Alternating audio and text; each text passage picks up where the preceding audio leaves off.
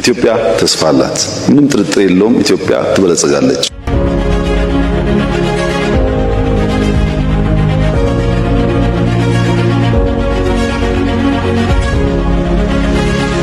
ተስፋን ነው የምንዘራው።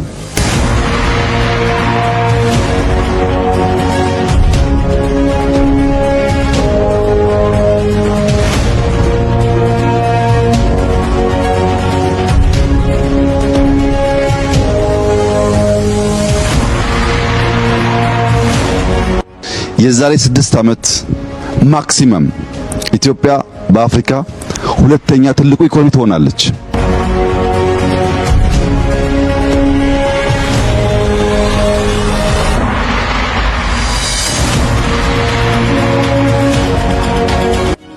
የዛሬ 10 ዓመት በአፍሪካ አንደኛ ኢኮኖሚ ትሆናለች። ምንም ጥርጥር የለውም ይሄን